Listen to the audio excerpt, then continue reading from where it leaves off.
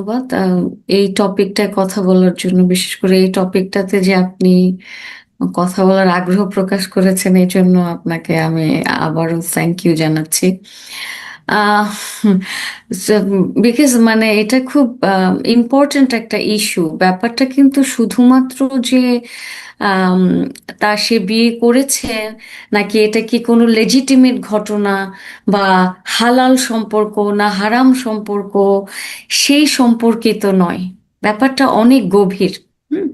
আপনি এখানে যে কোয়েশ্চেনগুলি করেছেন সেই কোয়েশ্চেনগুলির ভেতরেই অনেকগুলি লুপ হোল আছে। লুপ হোলগুলি আমি আগে একটুখানি বলি, যাতে ভুলে না যায়। যেমন ধরেন, উনি রেকমেন্ডেশন দিয়েছেন একটা লেটারে, সেখানে মেয়েটার জব দরকার। হ্যাঁ, মেয়েটার যেহেতু জব দরকার সেহেতু মানে উনি অ্যাজ এ হাজবেন্ড তাকে রেকমেন্ড করছে, এটা কি যুক্তিযুক্ত কিনা। তার নিউলি ওয়েড ওয়াইফ, মানে কেবল 5 দিন হয়েছে বিয়ে করেছে, বিয়েটা যদি সত্য হয়, তাহলে তো মানে জামাতের মতো একটা দল বা ওনার মতো একজন মোরাল পুলিশ, উনি তো দেখেছেন যে আহ প্রচুর টক শোতে মোরাল পুলিশিং করেছেন যে নারী কিভাবে চলবে, নারী কি পোশাক পরবে, নারীর কিভাবে অ্যাপিয়ার হওয়া উচিত, নারীর কি জব করতে পারবে না না পারবে, কিভাবে পারবে, এই সমস্ত বিষয় নিয়ে সে কথা বলে বলে অভ্যস্ত। সুতরাং উনি ওনাদের মতো দলের একজন মানুষ, সে বিয়ে করার সাথে সাথেই যে সেই বউকে একটা রেকমেন্ডেশন লেটার দিবে চাকরির জন্য, সে তো নিজেই চাকরি দিতে পারে, সে একজন member of parliament, say he is a very powerful person. তো এটা এটা কোনোভাবেই যুক্তিতে আপনি নিতে পারবেন না, যুক্তির সাথে এই ঘটনাটা মেলাতে পারবেন না। পুরো ঘটনাটাই ভীষণ কন্ট্রোভার্সিয়াল। বিকজ সে তার বিয়ে হওয়ার পরে সে ওরকম একটা রুমে ধরা পড়বে না। এবং আম, আরো একটা বিষয় খুব ক্রিটিক্যালি বিবেচনা করা উচিত যে ওনার বিবাহিত ওয়াইফের সাথে কেন ওনার ড্রাইভার ওনাকে হেনস্থা করার জন্য বা ছোট করার জন্য ভিডিও ধারণ করে ভাইরাল করবে, এবং সেটার উদ্দেশ্য এই থাকবে যে ওনাকে হেনস্থা করা। কারণ সে যদি বিয়েই করে থাকে, তাহলে টেকনিক্যালি তাকে হেনস্থা করা যায় না, এবং ওনার ড্রাইভার সেটা জানবে, এবং ওনার ড্রাইভার বা যেই তার জিনিসটাকে পাবলিক করেছে সে এই কাজটা আলটিমেটলি করবে না। তাহলে এখানে কিন্তু অনেকগুলি প্রশ্ন থেকে যায়, মানে ভীষণ গভীরে এসে আহ, প্রশ্নগুলি করতেই হয়। পুরো ব্যাপারটা খুব ফিশি মনে হয়েছে, এবং পুরো ব্যাপারটা একটা মানে সাজানো পাতানো না, স্টেজড কিছু পারফর্মার উনি সেট করেছেন। ওনার ওয়াইফ একজন যে ওনার ওয়াইফ কিনা আই রিয়েলি ডোন্ট নো, যে আর কি আপনার পুরো মেকআপ করে কথা বলছিলেন যে সে আর কি তার হাজবেন্ডের বিরুদ্ধে এগুলি কনস্পিরেসি চলছে, এটা সেটা। আবার আরেকজন শ্বশুর এসছে, শ্বশুরকে দেখতে পাচ্ছি। তো অনেকগুলি ক্যারেক্টার দেখতে পাচ্ছি, তার নিজের ক্যারেক্টার দেখতে পাচ্ছি। সে একটা ভিডিওতে বলছে যে আম, সে ভুল করেছে, সে সরি বলছে যে আপনি কি ভুল করেছেন, হ্যাঁ আমি ভুল করেছি। আরেকটা ভিডিওতে আবার এসে সে বলছে যে না, সে তার বিবাহিত স্ত্রী। আবার ওই ছোট বাচ্চা মেয়েটা, সে আবার বলছে যে এটা একটা হালাল সম্পর্ক। তো অল টুগেদার পুরো ব্যাপারটা এতটাই আম, মানে মিসম্যাচড, মানে এতটাই বাজেভাবে চিত্রায়িত। আপনি দেখবেন যে ধরা পড়ার জন্য অনেকগুলি মানে লুপ হোল তারা রেখে দিয়েছে। আহ, খুব ভালো করে চিত্রায়িত করতে পারে না, আছে না ব্যাড, মানে লো বাজেটের ফিল্ম আপনি দেখেছেন না, যে লো বাজেটের যে সমস্ত মুভি থাকে, সেই লো বাজেটের মুভিগুলিতে এরকম যে প্লটের আর কি আপনার স্টোরি লাইনের কোনো সিঙ্কোনাইজেশন থাকে না। এই এই কোনো কথার সাথে কোনো কথা বা কারো কথার সিঙ্কোনাইজেশন নাই। পড়ছে যে পাঠ করছিল যে আম, যে শ্বশুর সাহেব এবং ওনার স্ত্রী, আবার এই যে নতুন যে কোচি ওয়াইফ, এই অলটুগেদার সবাই মিলে যে পড়ছিল, যে যে স্ক্রিপ্ট পড়ছিল, সেটাও খুবই মানে খুবই ব্যাড পারফরমেন্স ছিল। তো এইগুলিতে আসলে বোঝা যায় যে ব্যাপারটা কিন্তু খুবই আসলে মানে হাস্যরসাত্মক কিছু না। এটার পেছনে খুব গভীর কিছু বিষয় লুকায়িত আছে। তার পেছনে আছে পিতৃতন্ত্র, ক্ষমতার রাজনীতি, অর্থনৈতিক অসচ্ছলতা। যে মেয়েটা ইন্টারমিডিয়েট পাস, তার একটা চাকরি দরকার, সে এত বয়স্ক একটা ইন্টারমিডিয়েট লোক। এসএসসি। ও আচ্ছা আচ্ছা, এসএসসি। তাহলে তো তাহলে তো মানে সে খুবই ইয়াং, মানে আম, তার বয়স কত হবে, তার বয়স তার সার্টিফিকেটে? বয়স আপনার এই বছরের, আমি পেয়েছি হিসাবটা, যে আপনার জুন মাসের 17 তারিখে তার বয়স হয়েছে 18 বছর। আচ্ছা, আচ্ছা, এটা কতখানি অথেন্টিক আমি সেটা জানি না। আমি এই ব্যাপারটা আমি খেয়াল করে দেখিনি, তবে মেয়েটার চেহারা দেখে মনে হচ্ছে যে সে ভীষণ ছোট একটা বাচ্চা মেয়ে। আর যে আমাদের যে এমপি সাহেব, তিনি এল্ডারলি, মানে সে মানে বয়সের লাইনের একেবারে শেষ পর্যায়ে আছেন। তো অলটুগেদার বিষয়টা হচ্ছে খুবই ক্ষমতার চর্চা, পিতৃতন্ত্রের বা পুরুষতান্ত্রিক একটা ব্যবস্থার না, প্রতিফলন। বয়সের ব্যাপারটা কি ক্ষমতায় কে বলো, কিন্তু তো প্রেমও থাকতে পারে।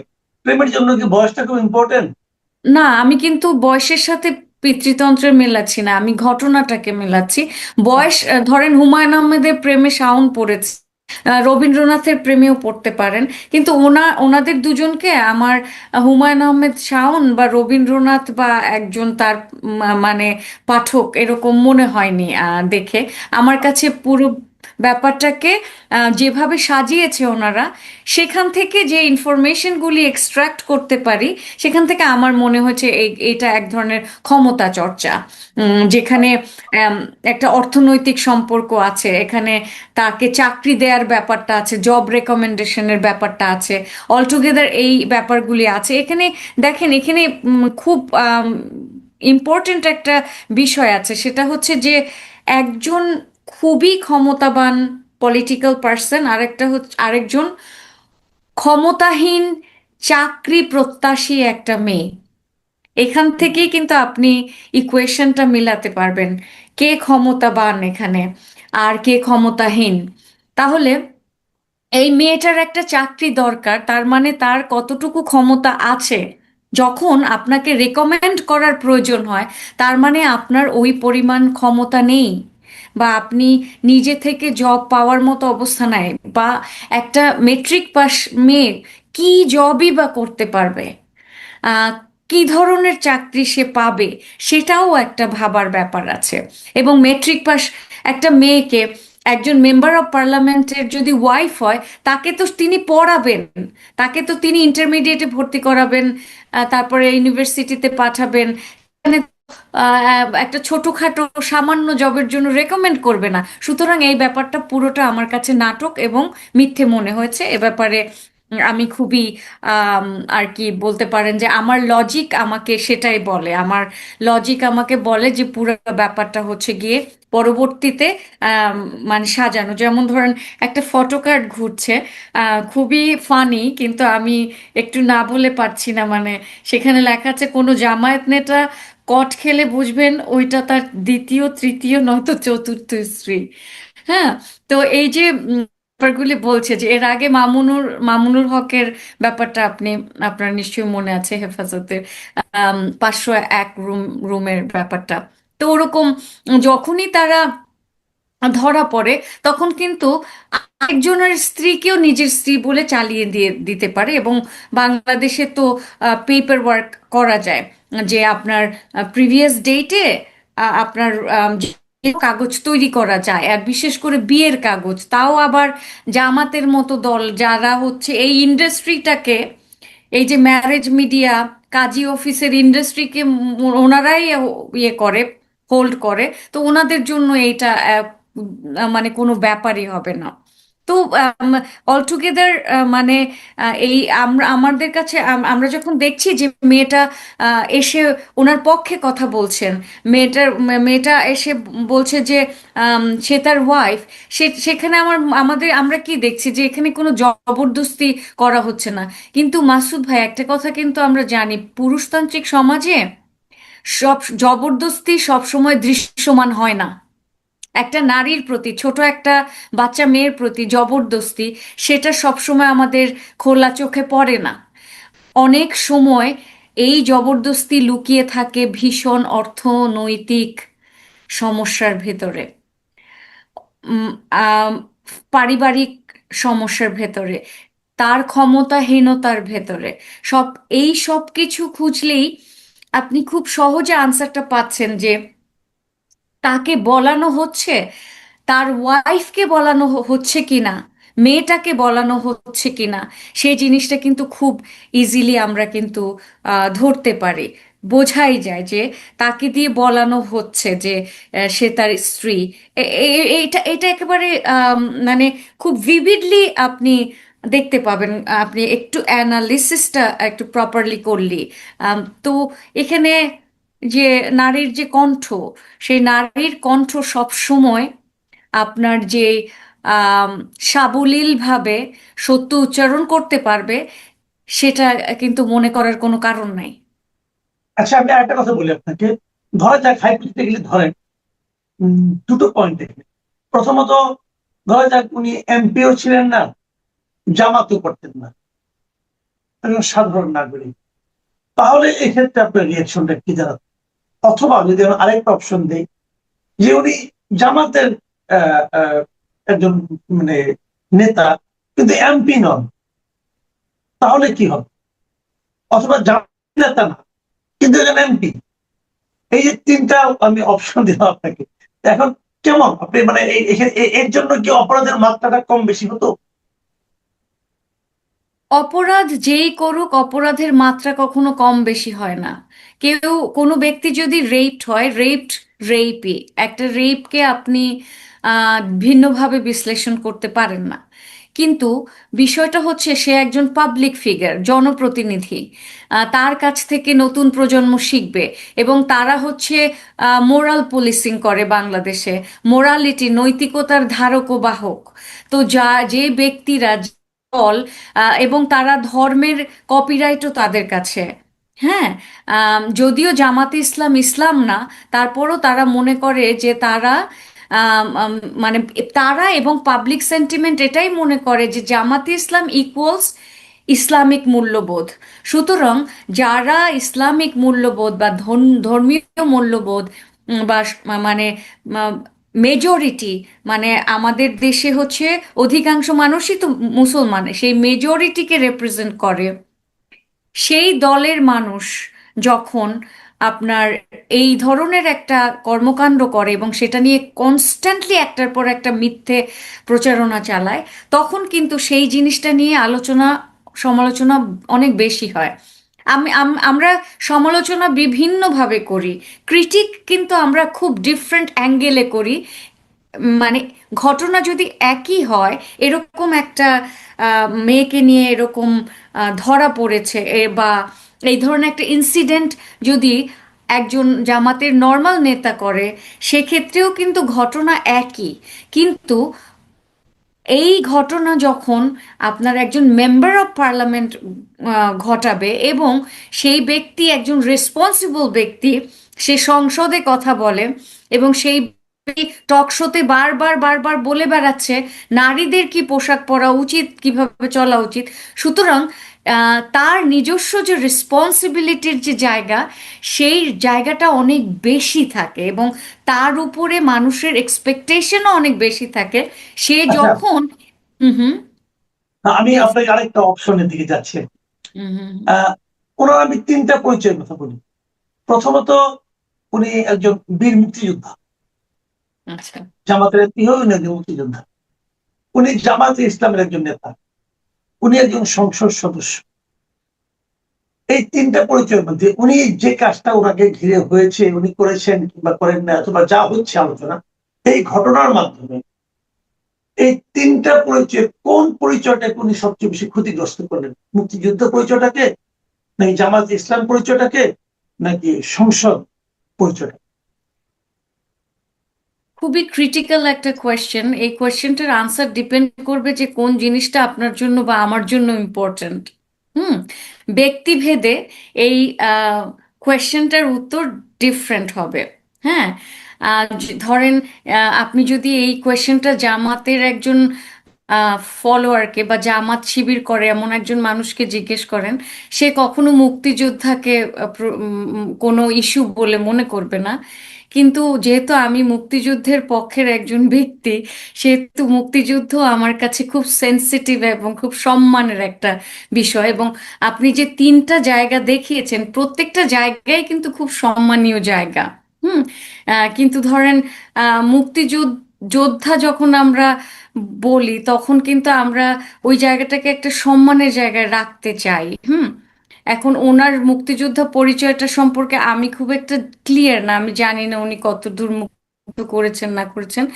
জামাতের সবাই এখন মুক্তিযোদ্ধা এবং দাবি করেন, যার বাবা মারা গেছে, যায়নি, সেও দাবি করেন যে সে মানে বাবা মুক্তিযোদ্ধা এবং শহীদ। তো এই ধরনের ঘটনা ঘটছে। তো এখানে উনি ওনার যে তিনটা যে আইডেন্টিটি, সেই তিনটা আইডেন্টিটিকেই খুব ভীষণভাবে আর কি কলঙ্কিত করেছেন একজন। ধরেন আমরা এখন তো দেখতে পাচ্ছি যে মুক্তিযোদ্ধা জামাতের সাথে যুক্ত হয়েছে, জামাতের সাথে এখন রাজনীতি করছে। সুতরাং একটা লোকের পরিচয় মুক্তিযোদ্ধা হওয়ার পরেও পরবর্তীতে সে কোনো ক্রাইমের সাথেও যুক্ত হতে পারে বা সে অন্যায়ও করতে পারে। কিন্তু যখন একটা ব্যক্তি মেম্বার অফ পার্লামেন্ট হয়, যে পার্লামেন্টে থাকে, তার দায়িত্ব অনেক বেশি থাকে, তাই না? জনপ্রতিনিধি, তার ওই দায়িত্বটা থেকে আসলে আহ, তাদের অনেক বেশি কশাস হওয়া উচিত, অনেক বেশি কেয়ারফুল হওয়া উচিত যে সে সমাজকে শিক্ষাটা কি দিচ্ছে, তার থেকে কি শিখছে। বা সে মূলত তো মানে জনগণের জন্য কাজ করবে। তো জনগণের জন্য এই ধরনের কাজ কি সে করবে, যে যেটা সে করেছে, সে এসে কি তার দলের লোক বা নতুন প্রজন্মকে এই ধরনের কিছু শিক্ষা দিচ্ছে কিনা, এইগুলি খুব ইম্পর্টেন্ট আসলে। তো প্রত্যেকটা পরিচয় এর মধ্যে আমরা করেছে।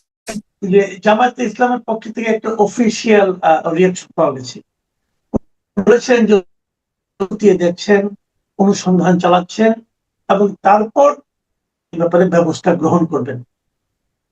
তো হুম হুম। যেদিকে সন্দেহটা যাচ্ছে আপনার আমার প্রায়, যদি এই সন্দেহগুলো সত্য হয়, তাহলে আপনার কারণে মানে অ্যাকশন কি ধরনের ব্যবস্থা আশা করেন? বিবৃতি যেটা দিয়েছে সেটা ভালো হয়েছে, সেটাকে আমি অ্যাপ্রিসিয়েট করি। কিন্তু আমি জামাতের কাছ থেকে এই মানে আশা করি না যে তারা এটার প্রপার ইনভেস্টিগেশন করবে। জামাত জামাত অ্যাজ এ পার্টি, ওনার পার্টির যে ক্যারেক্টারিস্টিক্স, ওই ক্যারেক্টারিস্টিক্স অনুযায়ী বোঝা যায় যে তারা এইটা প্রমাণ করার চেষ্টা করবে মোস্ট প্রবাবলি যে এই মেয়েটা তার পূর্বের বিবাহিত স্ত্রী, এটা প্রমাণ করার পসিবিলিটি অনেক বেশি। আর যদি জামাত খুব স্মার্ট কোনো ডিসিশন নেয়, যেটা জামাত খুব কমই নিয়েছে জীবনে, তাহলে তারা তাকে বহিষ্কার করতে পারে। যদি তারা খুব স্মার্ট বা পপুলিস্ট কোনো ডিসিশন নেয় যে আমার মানুষের চোখে ভালো থাকতে হবে, যে তাহলে সে তাকে বহিষ্কারও করতে পারে। সেটা হচ্ছে প্রপার ডিসিশন জামাতের জন্য। কিন্তু জামাত এই কাজটা করবে বলে মনে হয় না। নট অনলি জামাত, বাংলাদেশের যে এখন রুলিং পলিটিক্যাল পার্টি বা আগে যে পার্টি ছিল, আমি কাউকেই এইভাবে বিচার করতে দেখিনি। কারণ বাংলাদেশে কি হয়, আপনার দলের লোক যখন অনৈতিক কাজ করে তখন সেটাকে ধামাচাপা দেওয়ার চেষ্টা করা হয়। তো মোস্ট প্রবাবলি ধামাচাপা দেওয়ার চেষ্টা করা হবে, যেমন সাদিক কায়েম বলেছে। তো তারা তাদের পক্ষ থেকে অনেকেই এই জিনিসটা বলছে, সোশ্যাল মিডিয়া মানে ছয়লাভ হয়ে গেছে যে তার বিরুদ্ধে মিথ্যা প্রচারণা চালানো হচ্ছে। এবং ব্যক্তি নিজে, নজরুল সাহেব নিজে প্রাণপণে চেষ্টা করছে প্রমাণ করতে যে সে তার স্ত্রী, এর জন্য সে প্রচুর মানুষকে জড়ো করেছেন যারা তার ফরে কথাগুলি বলবে। সুতরাং এই ব্যাপারটা এইভাবে ভাবার কোনো কারণ নাই যে এইটা ফ্রি ফেয়ার কোনো ইনভেস্টিগেশন হবে এবং তারপরে আর কি।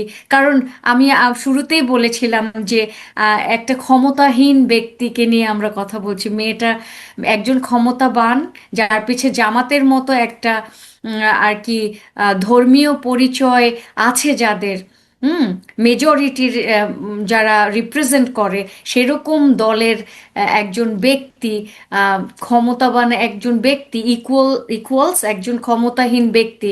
সুতরাং এখানে মোস্ট প্রবাবলি তেমন কিছু হবে বলে আমার মনে আচ্ছা, হয়। একটা কথা আপনি যেটা বললেন যে মোস্ট প্রবাবলি কিছু হবে না, হওয়ার তো অনেক কিছু হয়েই গেল। কারণ ওই মেয়েটা অসহায় মেয়ে, কোনো সন্দেহ নাই। কারণ এসএসসি পাস করার পরে যদি কেউ চাকরি খুঁজতে যায়, এই অসহায়তার যা আছে এটা তো ওখানেই প্রমাণিত হয়। তো এই অসহায় মেয়েটি চাকরির সন্ধানে গিয়েছিল, তার চাকরি দরকার ছিল। তো সে তো ঘটনাক্রমে এখন একজন এমপি সাহেবের বউ হয়ে গেলেন। তো এটা তো তার জন্য একটা, আমি মনে করি যে মানে অনেক বড় একটা প্রাপ্তি তো হয়ে গেল। নাকি আপনি আশঙ্কা করছেন এই যে এই আমাদের মামুনুল হক সাহেবের ঘটনা যেটা ঘটেছিল, ওই আপনার ওই 501 নম্বর রুমে যে তারপরে তাকে স্ত্রী হিসেবে পরিচয় দিলেন, পরে আবার দেখা গেল তাকে উনি আবার ছেড়েও দিয়েছেন। হ্যাঁ, এখন তো ওনার স্ত্রী উনি নন। এটা আপনি সে ধরনের কোনো আশঙ্কা করেন যে পরবর্তী সময়ে বিচ্ছেদ হয়ে যাবে?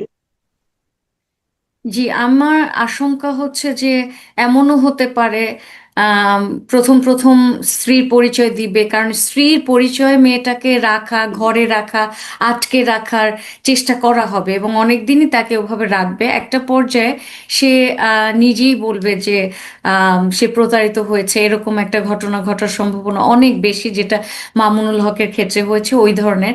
আরেকটা জিনিস যে আপনি বলেছেন শুরুতে যে তার মানে এরকম একটা এমপি সাহেবের ওয়াইফ হয়ে গেছেন, তার পরিচয়টা সে তো খুবই আর কি আম, আপনার অসহায়। তো এখন দেখেন ওই তার বয়সী একজন এমপি সাহেবের স্ত্রী হওয়ার স্বপ্ন কি এই মেয়েটা দেখতো কিনা সেটাও চিন্তা করে দেখার ব্যাপার আছে এবং মেয়েটাকে জিজ্ঞেস করারও ব্যাপার আছে।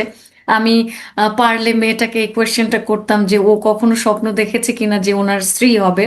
যাই হোক, ওনার মতো এইজের একটা মানুষের প্রেমে সে পড়েছে কিনা সেটাও জানার ব্যাপার আছে। অ্যাট দ্য সেম টাইম মানে একজন ক্ষমতাবান লোকের স্ত্রী হলেই যে সে সুখী হবে, আম, সেটাও আমার কাছে মনে হয় না। কারণ এই লোক কতকাল সেক্সুয়ালি অ্যাক্টিভ থাকবে সেটার ব্যাপারেও আমার সন্দেহ আছে।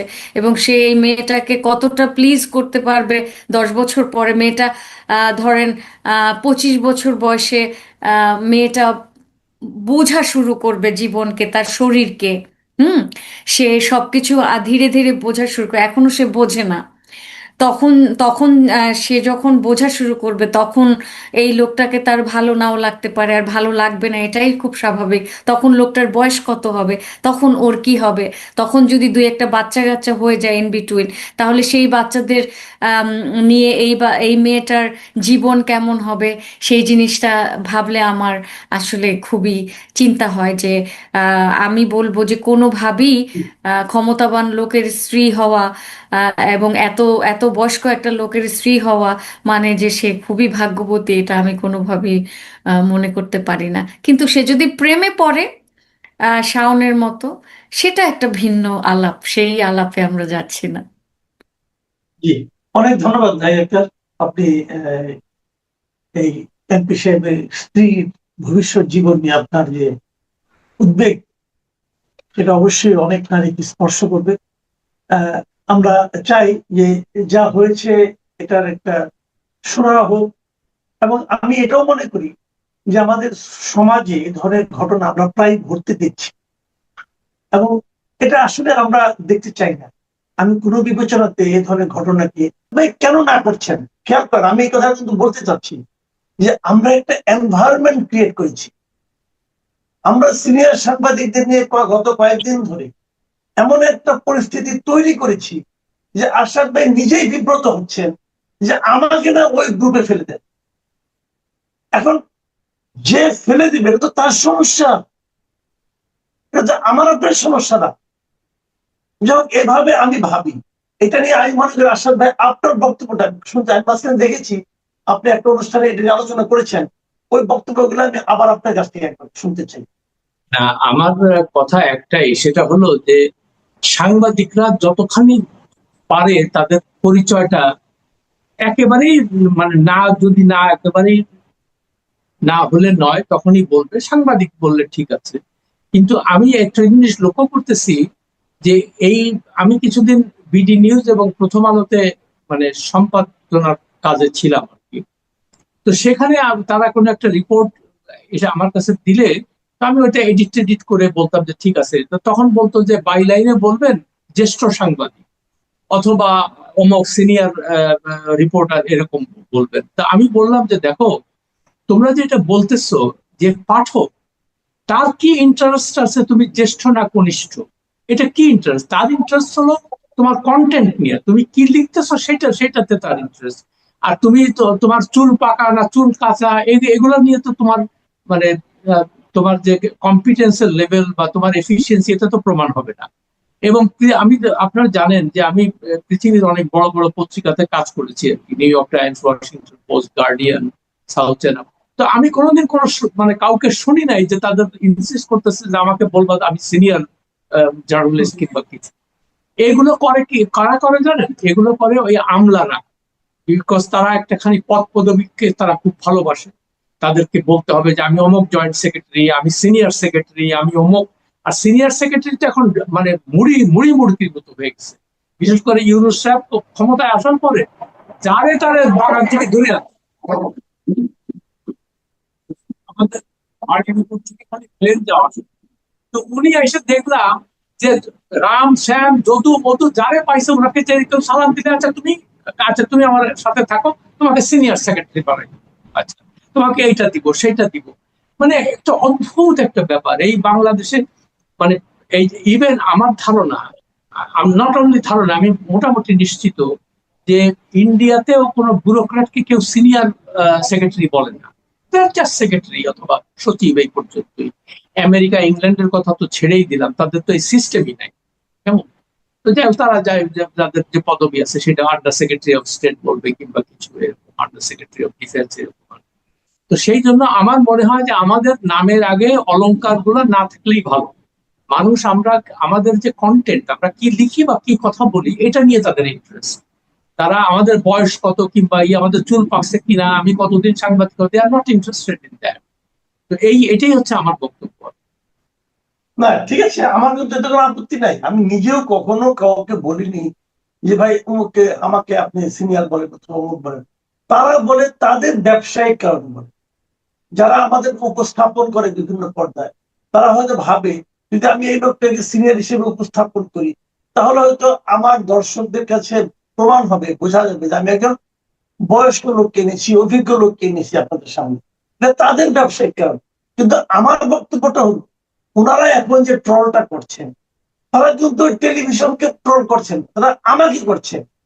মানে যে জিনিসটা আমি লিখিনি কখনো, আমি কি নিজে কখনো আমার নামের আগে সিনিয়র সাংবাদিক মাসুদ তোমার লিখেছি? কেউ বলতে পারবে? আমি কি কাউকে বলেছি আমাকে সিনিয়র সাংবাদিক বলে? আমি তো বলিনি, আমি কিছুই বলিনি। আমি আমাকে সাংবাদিকও বলতে পারি, আমাকে একজনের দাওয়াত করেছে বলার জন্য আমি যে বসেছি, ওনারা আমাকে পরিচয় করে দিয়েছেন। এটা ওনাদের সমস্যা, কিন্তু ওনাদের কর্মের জন্য দায় কেন আমার উপর চাপবে? ওনারা যখন বলছে। আচ্ছা, এই প্রসঙ্গে আরেকটু কথা বলি। আমি এখন সোশ্যাল মিডিয়াতে আরো কিছু দেখতেছি যে কয়েকজনে বলতেছে যে এরা তো সাংবাদিক না, এরা কোথায় চাকরি করে? আরে ভাই, চাকরি না করলে কি সাংবাদিক হওয়া যায় না? আর এখন যে সাংবাদিকতা, যেমন আমি কয়েক জায়গায় গেছিলাম, তো আমাকে তারা বলে যে না আপনারা তো নেওয়া যাবে না, তার কারণ আপনি সবসময় সরকার বিরোধী লোক। হ্যাঁ, তো আমি বললাম আমার কাজই তো এটা। হ্যাঁ, তো যাই হোক, তারা বলতেছে এখন প্রথম কথা হলো আজকাল সংবাদ মাধ্যমের যে মিডিয়া যে গ্রুপ, মানে মিডিয়ার সংবাদ মাধ্যম টেলিভিশন বলেন, এগুলো সব মাফিয়াদের মালিকরা হলো মাফিয়া, ভূমিদস্যু, ডাকাত, ব্যাংক ঋণ এই সমস্ত করছে আর কি। এখন আপনি যদি একটা বিবেকবান মানুষ হন আর আপনার যদি খুব পয়সা কড়ির খুব একটা অভাব না হয়, তা আপনি এদের কাছে চাকরি করতে যাবেন কেন বলতো? তার অর্থ কি এই না যে আমি যেহেতু আমি কোনো মেইন স্ট্রিম পত্রিকাতে আমি কাজ করি না দেখে আমি সাংবাদিক না? তা আমি কি? আমার তো অন্য কোনো পেশা নেই। আমি এটা দিয়ে লেখালেখি, ফ্রিল্যান্স লেখালেখি করি, এটা দিয়ে আমার যা কিছু মানে ইনকাম হয়। তো এটা নিয়ে আমি দেখলাম যে কয়েকজন বলতেছে উনি কোথায় কাজ করে। আরে তো তো তোমাদের ওখানে ওই মাফিয়াদের তোমার চাকরগিরি করতে যাবো আমি, আমার যদি প্রয়োজন না থাকে? তুমি কি আমার চাকর পাইছো? বাস এটাই আর কি, এইটাই, এই কথাটাই বলতে চাইছি। কিন্তু আশা ভাই আমি বলি আপনাকে, এই প্রশ্নের মুখোমুখি আমিও হয়েছি। এখন সরাসরি আমাকে হয়তো অনেকে বলে নাই, কিন্তু লেখালেখি হয়েছে, সোশ্যাল মিডিয়ায় বলা হয়েছে মাসুদ কামাল কোথাকার সাংবাদিক, সে কোথায় চাকরি করে, লেখালেখি হয়েছে একদম। এখন আমি এটাকে জবাব দেওয়ার প্রয়োজন মনে করিনি, কারণ আমার কথা হলো কি, এই লেখা পড়ে যদি কেউ বলে, যদি কেউ ভাবে আমার সম্পর্কে যে আমি কি, তাহলে সেই ভাবনার দায়িত্ব তো আমি নেব না, এটা তার সমস্যা। যে বলেছে এবং যে ভেবেছে তাদের সমস্যা। আমরা তো আমি তো সবাইকে কানে কানে গিয়ে বলবো না, অথবা হাতে পায়ে ধরে বলবো না যে ভাই আপনি আমাকে সাংবাদিক বিবেচনা করেন, এটা আমি বলবো না, বলার তো কোনো দরকার নাই। ধরেন আমি কিছুই না, আমি একজন নাগরিক হিসাবে কথাগুলি বলেছি। যদি কেউ আমাকে সাংবাদিক হিসেবে উপস্থাপন করে এটা তার ব্যাপার। আমি যেমন ধরেন আমি বলি একটা কথা, আমি আশরাফ ভাই, আমি ঢাকা ইউনিভার্সিটি থেকে পাস করেছি সেটা 1988-এ। 88-এ আমি ফিজিক্যালি বেরিয়ে গেছি, আমি আজকে 85-এর মাস্টার। 40 বছর আগে প্রায়। বের হওয়ার পর থেকে আমি এই যাবৎকালে সাংবাদিকতা ছাড়া আর কিছু করিনি। এতগুলি বছরে আমি সাংবাদিকতা ছাড়া আর কিছুই করিনি। আমি সাংবাদিকতা বিভাগে পড়াশোনা করেছি, করে আমি এই কাজটাই করি। আমার বয়স যখন 62 বছর হয়েছে, তখন আমি মনে করেছি যে আমি এখন আমার রিটায়ারমেন্টের সময় হয়েছে। এবং আমার 62 বছর বয়সে, ঠিক যেই দিন আমার 62 বছর বয়স হয়েছে, সেই দিন আমি আমার যেখানে চাকরি করতাম আমি বাংলা ট্রিবিউনে, মালিককে একটা চিঠি লিখেছি যে আমার বয়স 62 বছর হয়েছে, আমি এখন রিটায়ারমেন্টে যেতে চাই, আমি আপনার চাকরি করবো না। তো উনি আমার বলছে ভাই আমি এই ধরনের রেজিগনেশন জীবনে পাইনি। আচ্ছা, আমি দিলাম। এই প্রসঙ্গে আরেকটা কথা বলি আপনাকে, যে আমাকে মানে এক ভূমিদস্যুর একটা ইংরেজি পত্রিকাতে সম্পাদক করতে চাইছিল। তা আমি বললাম যে আমার তো অবস্থা এত খারাপ না যে আমি এই ভূমিদস্যুর সঙ্গে যাবো। হ্যাঁ, এই প্রসঙ্গে আরেকটা কথা বলি যে আপনার শোতে যে আমি আসি, তার কারণ আমি মনে করি আপনার মধ্যে প্রচন্ড সততা আছে, আপনার ইন্টিগ্রিটি আছে, এবং আমাকে অনেক জায়গায় ডাকে কিন্তু আমি যাই না সেখানে। এবং আরেকটা কথা এই প্রসঙ্গে বলি, এখন তো সাংবাদিক কেউ নাই, এখন টিভি চ্যানেল বলেন, পত্র পত্রিকা বলেন, তারা যারা আছে তারা নিজেরা প্রচার করতেছে যে আমি সরকারি দলের লোক। মানে আমার কাছে তো অদ্ভুত একটা ব্যাপার লাগে যে একটা সাংবাদিক যে হবে সে কি করে বলে যে আমি বিএনপি সাংবাদিক অথবা আওয়ামী লীগের সাংবাদিক, কি করে? সে তো সাংবাদিক না। তো এটা আমার কথা হচ্ছে যে তুমি তোমার কোন রাইটে, বা তোমার কোনো মোরাল রাইট আছে অন্যদের সম্পর্কে বলা? আমাদের তো অ্যাটলিস্ট এই কথা কেউ বলতে পারবে না যে উনি বিএনপির দালালি করছে, কিংবা উনি এখানে আওয়ামী লীগের থেকে পয়সা নিচ্ছে বা এরশাদের কাছ থেকে জমি নিচ্ছে। আমরা তো সেগুলো করি নাই। আমাদের কাছে এই ধরনের অফার তো ছিল। আমরা কোনোদিন, মানে আমি ব্যক্তিগত কোনোদিন প্রধানমন্ত্রীর সঙ্গে বা প্রেসিডেন্টের সঙ্গে তার মানে ডেলিগেশনে আমি কোনো সময় যাই, যদিও আমাকে প্রত্যেকবার তারা দেওয়া। আমি বলছি যে আপনারা জনগণের টাকা এইভাবে মানে উড়াবেন না, আমার কোনো রাইট নেই এগুলো। তো এখন আপনি আর এরা তারেক রহমান, প্রধানমন্ত্রী তারেক রহমান লাঞ্চে ডাকছে সাংবাদিকদের, সেইটাতে দেখলাম যে কান্নাকাটি শুরু করছে যারা দাওয়াত পায় নাই, যে আমরা এত রাস্তায় ছিলাম, আমরা এটা আপনার জন্য এটা করছি, আর তারা দাবি করতেছে আমি সাংবাদিক, আর আমাকে তারা বলতেছে আমরা সাংবাদিক না। আরে কি অদ্ভুত ব্যাপার। তো যাই হোক, এই আলোচনা আমাদের ব্যক্তিগত আলোচনা হয়ে যাচ্ছে, আমরা এই আলোচনা লম্বা করব। এটা ক্লিয়ার করার দরকার ছিল, সেই জন্য আমি বললাম আর কি কথাটা। আমি যদি ডাকি আপনাকে, আমি যদি আপনাকে সম্বোধন করি যে আপনি আমার সিনিয়র ভাই, আমি যদি সম্বোধন করি সাংবাদিক হিসেবে আপনি আমার অনেক সিনিয়র, আপনাকে সিনিয়র সাংবাদিক বলি, এটা আমার ব্যাপার। আপনি কি আমাকে বলতে পারবেন, আপনি একটু বলতে পারবেন যে আপনি আমার নামে আগে সিনিয়র বললে আমি এটা পছন্দ করি না, কিন্তু এটা বলতে পারবেন যে আমি তাহলে কোনো সাড়া দিব না, তা তো বলতে পারবেন না। আমি ওই জায়গাটা যাই হোক। আর এখন আমি ইচ্ছা করে বলছি এই কারণে, যেহেতু ওই বোর্ড বাহিনী সিনিয়র সাংবাদিক শব্দ দুটো নিয়ে একটা নাটক করছে, এখন আমি ওদের কথায় ভয় পেয়ে আমি এটা চেঞ্জ করবো না। আচ্ছা, না ওই আমি আরেকটা বলি, তাদেরকে এত গুরুত্ব না দিলেও হবে। কেমন, তারা অ্যাকচুয়ালি সাংবাদিক না কেউ, এরা হলো দলদাস, এরা চাকর বাকর ভৃত্য, বুঝলেন না? তো এদের কথার কোনো গুরুত্ব না দিলেই হয়। আচ্ছা আশাদ ভাই, আমরা পয়েন্টে আসি। আমি কতগুলো জিনিস বলতে চাচ্ছি। দেখেন, দেখতে দেখতে কিন্তু এই সরকারের 5 মাস পার হয়ে গেল। সহজ প্রশ্ন, কেমন দেখছেন আপনি? আপনি কতটুকু আশাবাদী হতে পারছেন? আচ্ছা, ওই ওই সাংবাদিক হিসেবে একটা জিনিস প্রথমেই শিখেছিলাম, আমার নিউ ইয়র্ক টাইমসে আমার যে বস ছিল, তো আমাকে মানে ফার্স্ট লেসনটা বলছিল যে তুমি you have to be an incorrigible sceptic, মানে তুমি প্রচন্ড সন্দেহবাদী হবা, বিশেষ করে যখন ক্ষমতায় যারা থাকে তাদের কোনো কথা তুমি বিশ্বাস করবা না।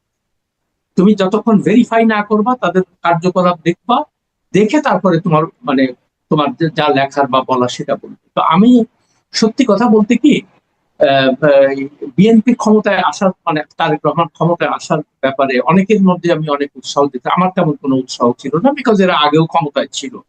তো তারা তখন ক্ষমতায় থেকে কি করেছিল না করেছিল সেটা আমি অন্তত খুব ভালোভাবে জানি, আমি তার ভিকটিম ছিলাম, কেমন?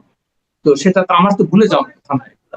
তো যাই হোক, তারপরেও আমরা যেহেতু আশা নিয়ে থাকি দেশ ভালো হবে, দেশের মানুষ মানুষ ভালো হবে, দেশ থেকে অন্যায় অবিচার এগুলো থাকবে না, মানুষ আইনের শাসনে বিশ্বাস করবে, মানুষ আইন কাছে গেলে তার আইন তাকে রক্ষা করবে, বিচার বিভাগের কাছে গেলে বিচার পাবে, ইত্যাদি এগুলো যাবে আমাদের নর্মাল যে জিনিসগুলো চাওয়া পাওয়া।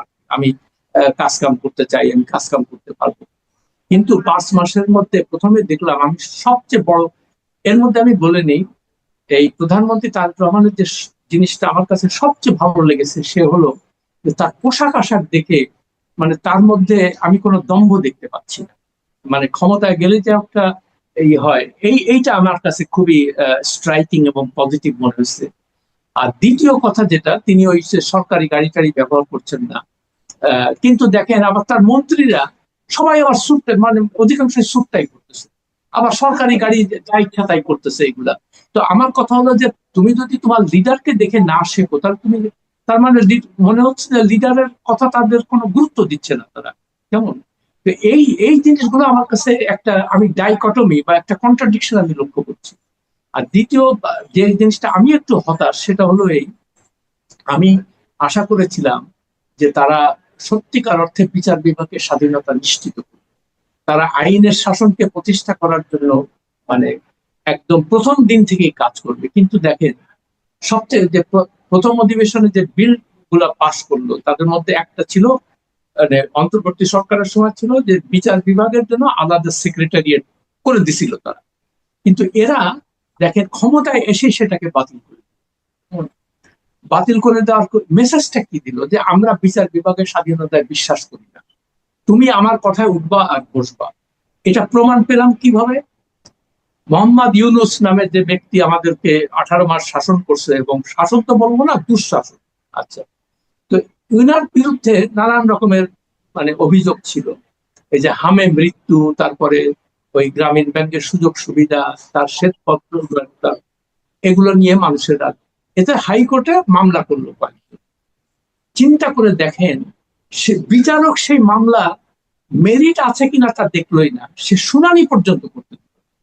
তো এখন আমার কাছে মনে হয়েছে, আমি আমি আমার ধারণা অনেকের কাছেই মনে হয়েছে যে বিচারক এখন ভয় পাচ্ছে যে যদি ইউনুস সাহেবের কোনো কিছু, এই মামলা যদি আমি অ্যাকসেপ্ট করি বা আমি এটা শুনানির জন্য দেই, তাহলে আমার প্রধানমন্ত্রী বিরক্ত হবে আমার পরে, তারপরে আমার চাকরি থাকবে না।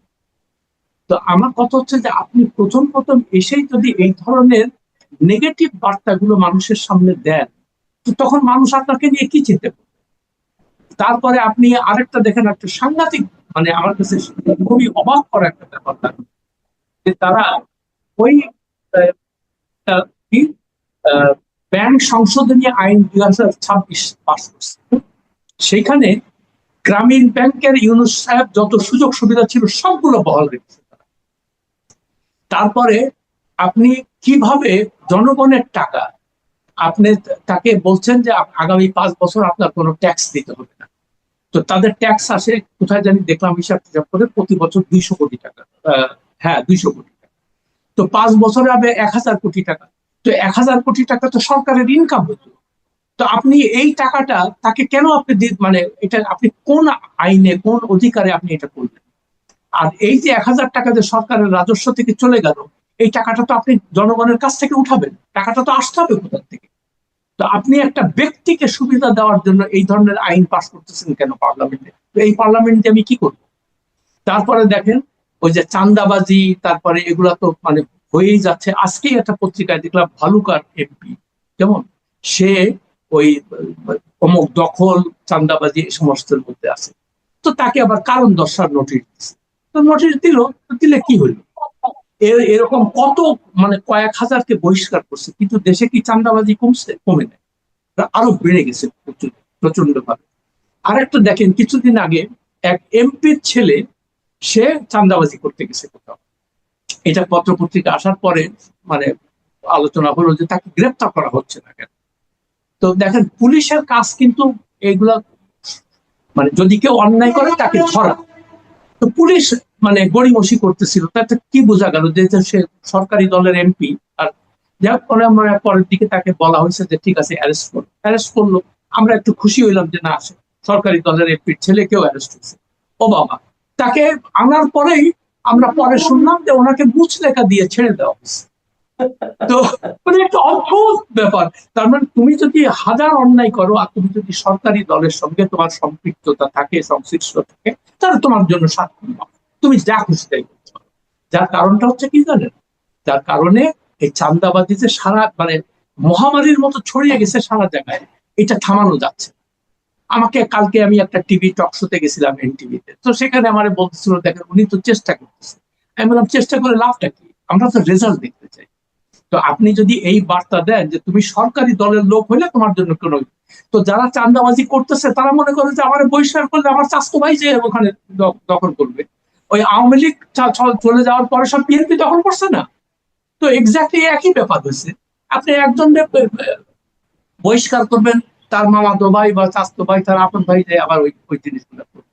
আর এটারও একটা কারণ, বড় কারণ হচ্ছে কি জানেন? বৃহত্তর যে যে মানে কর্মক্ষম যাদের যুবক যারা লেখাপড়া, তাদের কোনো চাকরি বাকরি নেই, তাদের কোনো কর্মসংস্থান, তারা কি করে খাবে, তাই না? তো এইসব মৌলিক বিষয়গুলো আপনি যদি না দেখে আপনি বলেন যে অমককে আমি বহিষ্কার করছি, তো 6000 বহিষ্কার করছি, তাতে আমার, আমি তো চাঁদাবাজির শিকার হচ্ছি, এটা তো বন্ধ হচ্ছে না। তো সেই জন্য আমার কাছে মানে আসার কিছু দেখছি না আমি আপাতত।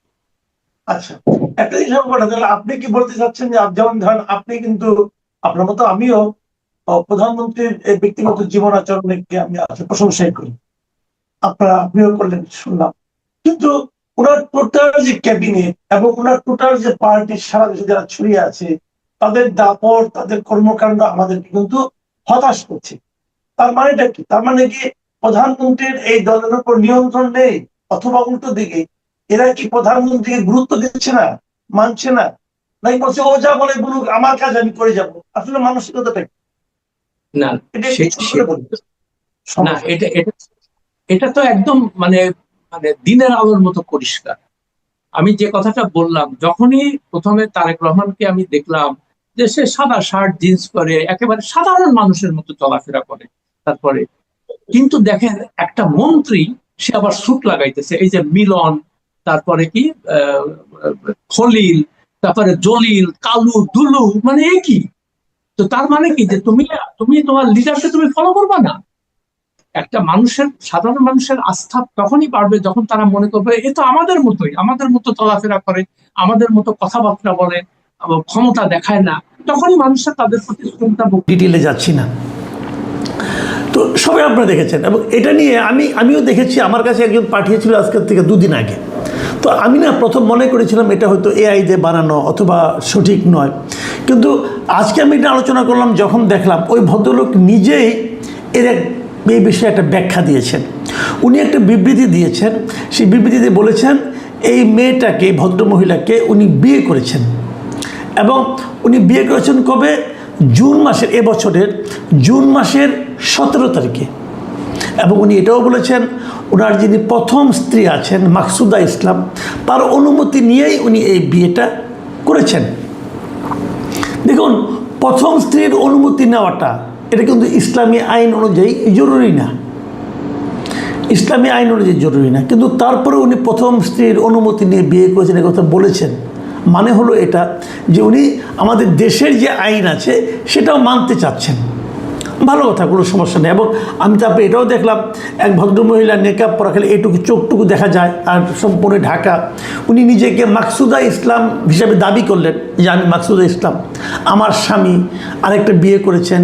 এটা নিয়ে অনেকে নানা রকম কথাবার্তা বলছেন। যদি এই সমস্ত বিষয় বন্ধ না করা হয় তাহলে উনি আইনগত ব্যবস্থা নেবেন। মানে আমার কাছে এই জায়গাটা ক্লিয়ার না, উনি কেন আইনগত ব্যবস্থা নেবেন? ওনার নাম থেকে বলে নাই, বিয়ে করেছেন কি করেন নাই এ নিয়ে বিতর্ক হয়েছে ওনার স্বামীর সঙ্গে, ওনার যে কথিত দ্বিতীয় স্ত্রী মরিয়ম খাতুন তার সঙ্গে। তো উনি কেন আইনগত ব্যবস্থা নেবেন আমি বুঝতে পারলাম না। এটা আমার কেন যেন মনে হয় উনি স্বামীর চাপে পড়ে হয়তো এই জন্য কথা বলেছেন, আবার নাও বলতে পারেন, সেটা নিয়ে আমার কোনো বক্তব্য নেই। বাট ওনারটা দেখলাম আর কি আমি। তো গাজী নজরুল ইসলাম সাহেব দাবি করেছেন যে এই ভদ্রমহিলাকে উনি বিয়ে করেছেন 17 জুন,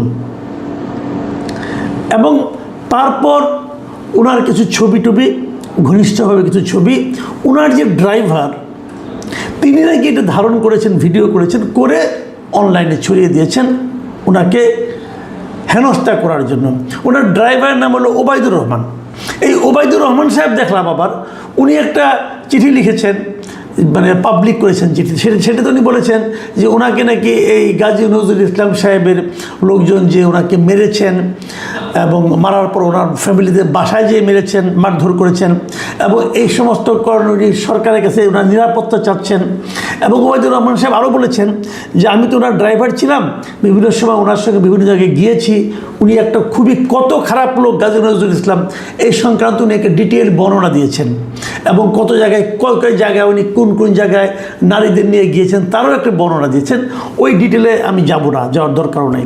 এখানেও একটা প্রশ্ন যে আপনি তো অনেকদিন ধরে ড্রাইভারই ছিলেন, তা আগে কেন ছাড়লেন না চাকরিটা, এখন শেষে এসে মার খেয়ে ছাড়লেন, মানে ঘটনাটা কী? এগুলো নানা ধরনের কথা কিন্তু আছে। মজার ব্যাপার হলো উনি 17 তারিখে বিয়ে করেছেন। আরেকটা জিনিস আমরা দেখলাম যে এই যে ভদ্রমহিলা মরিয়ম খাতুন, যিনি ওনার দ্বিতীয় স্ত্রী, এই ভদ্রমহিলার জন্ম হলো 2008 সালের 25শে মে। সেই হিসেবে এই বছরের 25শে মে ওনার 18 বছর পূর্ণ হয়েছে। মের 25 তারিখে 18 পূর্ণ হয়েছে, জুন মাসের 17 তারিখে গাজী নজরুল ইসলাম ওনাকে বিয়ে করেছেন বলে দাবি করেছেন।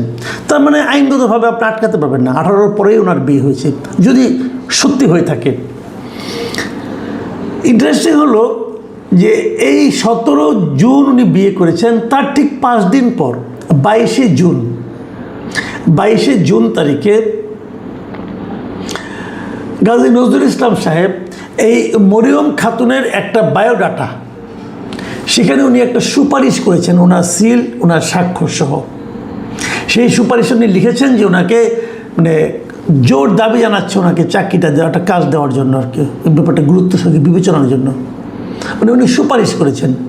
এবং এই যে বায়োডাটাটা আছে, সেই বায়োডাটাতে মরিয়ম খাতুন নিজেকে দাবি করেছেন যে উনি আনম্যারিড, মানে অবিবাহিত। তাহলে বিয়ের 5 দিন পর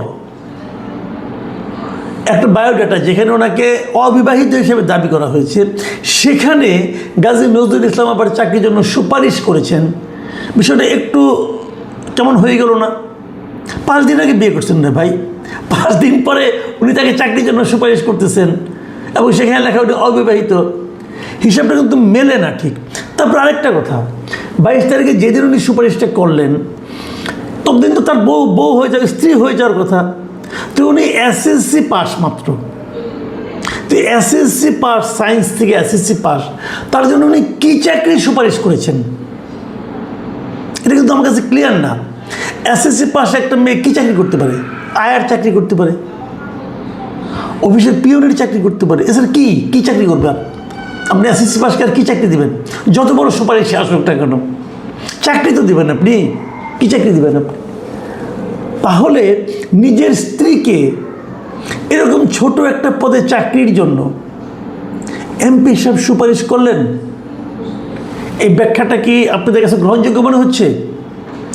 এটা যেমন প্রশ্ন, তখন আরেকটা আশঙ্কার কথা এখানে আসে এর বিপরীতে। সেটা হলো যে তাহলে কি ঘটনাটা অন্যভাবে ঘটেছিল, যে চাকরি দেওয়ার প্রলোভন দেখিয়ে ওনাকে ব্যবহার করেছেন উনি? দেখেন, এই ব্যবহার করার কথা যখন উঠলো, আমি আরেকটা ভিডিও পেলাম। সেই ভিডিওতে শুরুতে ওইটা দুটো ভিডিও পেয়েছি একই ঘটনার ধারাবাহিকভাবে।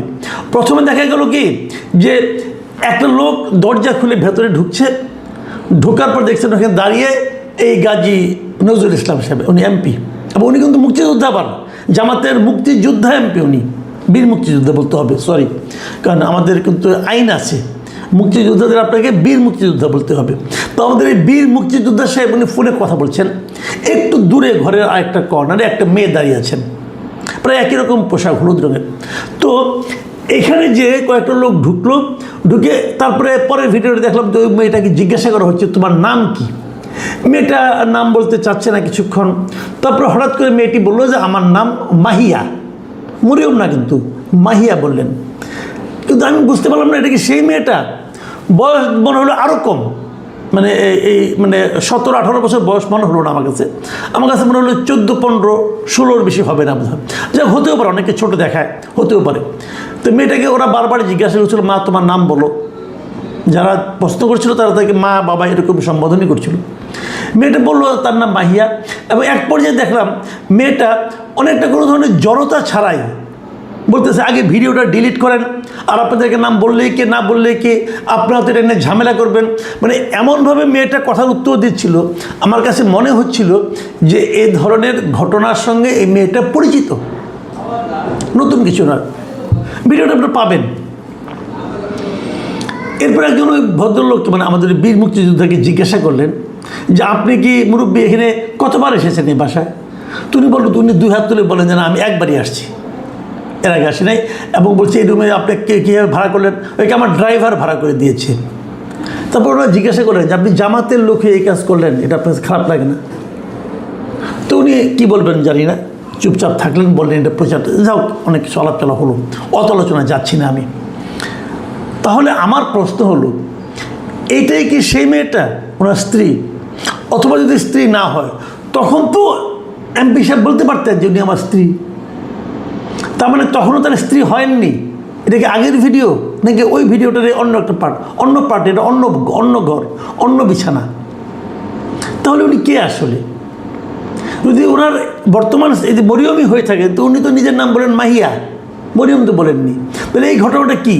তার মানে উনি কি এই ধরনের কাজ প্রায়ই করেন? উনি কি এই ধরনের কাজ করতে অভ্যস্ত?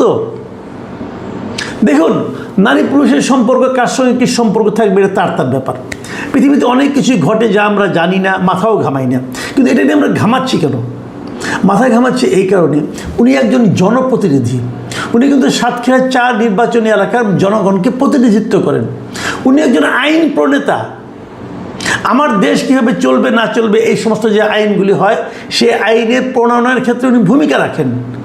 উনি দেশের অত্যন্ত গুরুত্বপূর্ণ এবং সম্মানিত একজন ব্যক্তি। এই ধরনের গুরুত্বপূর্ণ ব্যক্তির যদি এ ধরনের আচরণ হয়, তাহলে জাতি হিসাবে, এদেশের জনগণ হিসাবে আমরা কি ভাবব? দেখুন, যখন আপনি পাবলিক ফিগার হয়ে যাবেন না, তখন আপনাকে সতর্ক হতে হবে। কারণ মানুষ তো পাবলিক ফিগারকে অনুসরণ করে। আপনি সাতক্ষীরা 4-এর মানুষের কথা ভাবেন, তাদের কাছে তো অনুকরণীয় ব্যক্তি এই লোকটা। তারা তো এমপি সাহেবকে অনুসরণ করতে চায়। এমপি সাহেবের কাছে তারা কী শিখছে? তারা এমপি সাহেবের আচরণে, চরিত্রের কী নমুনা দেখতেছে। সাতক্ষীরা 4-এর মানুষজন এখন তাদেরকে মাথায় হেড করে দিলেন এই একটা ভদ্রলোক। লোকে তো বলবে যে আপনারা এরকম কেমন লুচ্চাকে ভোট দিয়েছেন। কি জবাব দেবে তারা? এত লোককে আপনি অপমান করলেন, কেন করলেন? এবং আপনার এই আচরণ দেখেন উনি একটা কাবিননামা দাখিল করেছেন, দেখাচ্ছেন যে কাবিননামা। আমার সন্দেহ আছে এই কাবিননামাটা নিয়ে। আমি অনুরোধ করব যে এই কাবিননামাটা যে কাজী সাহেব সিগনেচার করেছেন এবং কোথাকার কাজী সাহেব, তাদের নিয়ে আপনি চেক করে দেখেন। আমার কেন যেন সন্দেহ হচ্ছে এই কাবিননামাটা তড়িঘড়ি করে এই ভিডিওটা ছাড়ার পর বানানো হয়েছে। অনেক কাজী সাহেবরা এগুলো করেন, কিন্তু পুরোনো ডেটে দিয়ে করেন এগুলো। এটা ইমিডিয়েট চেক করা উচিত, এটা ফরেন্সিক করা উচিত আমি মনে করি। আসেন এবার একটু রাজনীতি নিয়ে কথা বলি। যখন প্রথমবার ভিডিওটা দেখলাম তড়িঘড়ি করে শিবিরের কিছু লোকজন বললো যে এই ভিডিওটা এআই দিয়ে বানানো, তারা অস্বীকার করলো। এবং আমি একটা ফটোকার্ডও দেখলাম যে সাদিক কায়েম বলছে এটা এআই দিয়ে বানানো। তো আমার কথা হলো কি যে ভাই, যেরকম চট করে একজনকে ব্লেম করা ঠিক না, ওরকম চট করে একজনকে অভিযোগ আসলে সেটাকে বাতিল করে দেওয়া ঠিক না। তদন্ত করেন, অনুসন্ধান করেন, জিজ্ঞাসা করেন। শিবিরের লোকজন তো নজরুল সাহেবের সঙ্গে যোগাযোগ করতে পারতেন, করে চুপ করে থাকতেন কেন বলেন? আমার ভালো লেগেছে জামাতের রিয়াকশনটা। জামাতের হয়ে জামাতের দলের সহকারী সেক্রেটারি জেনারেল এবং কেন্দ্রীয় প্রচার ও মিডিয়া বিভাগের সেক্রেটারি অ্যাডভোকেট এহসানুল মাহবুব জুবায়ের উনি একটা বিবৃতি দিয়েছেন। উনি বলেছেন যে এই যে ঘটনাটা ঘটেছে এই বিষয়ে জামাতে ইসলাম নজর রাখছে। তারা এটা নিয়ে এরই মধ্যে গাজী নজরুল ইসলামের নিজের বিবৃতি, তার প্রথম ও দ্বিতীয় স্ত্রী এবং দ্বিতীয় স্ত্রীর যে সমস্ত কথাবার্তা আছে সেগুলো তারা খতিয়ে দেখছে এবং খোঁজখবর নিচ্ছে এবং প্রকৃত ঘটনার তথ্য উপাত্ত সংগ্রহ করার পর জামাতে ইসলামী তাদের সাংগঠনিক নিয়ম অনুযায়ী প্রয়োজনীয় পদক্ষেপ গ্রহণ করবে। আমি এই জামাতকে ধন্যবাদ দেব এই কারণে যে আপনারা একটা সঠিক সিদ্ধান্ত নিয়েছেন। দেখুন, পুরো ঝুড়ির মধ্যে একটা যদি পচা ডিম থাকে না, তাহলে পুরো ডিমগুলি কিন্তু আলটিমেটলি মানুষ সন্দেহের চোখে দেখে। জামাত ইসলামের কথা বলে, জামাত ইসলামী জীবন ব্যবস্থার কথা বলে। গাজী নজরুল ইসলাম সাহেব যা করেছেন এটাকে আমি আর যাই বলি না, কারণ ওনার যে সন্দেহজনক আচরণ এগুলি মানুষের মধ্যে কিন্তু জামাত সম্পর্কে ভালো ধারণা দিচ্ছে না। বিপরীত দিকে জামাত যখন ইসলামের কথা বলে তখন মানুষ মনে করে এটাই বুঝি ইসলাম। ইসলাম কীরকম? ইসলাম এরকম না। দেখুন, ইসলামে দ্বিতীয় বিবাহ করা যায়, কোনো সন্দেহ নেই। ওনার বয়স, উনি মুক্তিযোদ্ধা ছিলেন, কিন্তু ওনার বয়স ধরে নেন আপনি 70-এর বেশি। উনি 18 বছর বয়সে একটা মেয়েকে বিয়ে করেছেন, এতে কোনো আপত্তি নাই। কিন্তু এটা ইসলামের দৃষ্টিতে কোনো আপত্তি নাই, সামাজিক দৃষ্টিতে কোনো আপত্তি নাই, বিজ্ঞানের দৃষ্টিতে কোনো আপত্তি নেই। হতে পারে, এটা আমার কোনো আপত্তি নাই। সারা দুনিয়াতে এরকম বয়সের ব্যবধান থাকতে পারে, এটা এটা এটা নিয়ে আমার কোনো বক্তব্য নেই। কিন্তু আমার বক্তব্য হলো আমাদের সমাজে এটা কি মেসেজ দেয়? আমাদের সমাজের যে মেসেজটা, এই মেসেজটা কিন্তু গুরুত্বপূর্ণ। কারণ আপনি যে একটা সামাজিক লোক, আপনি যে একজন জনপ্রতিনিধি, আপনাকে কিন্তু গুরুত্বপূর্ণ এই সমস্ত বিষয়গুলো কিন্তু মাথায় রাখতে হবে এবং এটা জামাতকে রাখতে হবে। আপনাদের মনে পড়ে অনেক বছর আগে মৌলানা ভাসানী একবার জামাত নিয়ে একটা গুরুত্বপূর্ণ কথা বলেছিলেন। তিনি বলেছিলেন যে আল্লাহ বানাইছেন ইসলাম, শয়তান বানাইছে জামাতে ইসলাম। এটা মৌলানা ভাসানীর একটা বক্তব্য ছিল। আমি জামাতে ইসলামের নেতাদেরকে অনুরোধ করব যে ভাই, এই মৌলানা ভাসানীর যে উক্তিটা, এটাকে যদি আমাদের দেশের সাধারণ মানুষ সত্য হিসেবে বিবেচনা করতে থাকে, তাহলে আপনাদের রাজনীতির কী দুরবস্থাটা হবে। আমি জানি না জামাত কী করবে, তবে আমার মনে হয় ওনার ব্যাপারে কঠোরতম ব্যবস্থা নেওয়া উচিত এবং তারপর যেটা হবে সেটা হবে। এটা নিয়ে আর আমি নতুন করে কিছু বলতে চাই না। আমি সুনির্দিষ্টভাবে কোনো কিছু বলতেও চাই না, এটা ওনাদের ব্যাপার, ওনারা বুঝবেন যে ওনারা কোথায় কী করবেন না করবেন। প্রিয় দর্শক, অনেকগুলো জিনিসই আমরা দেখছি, অনেকে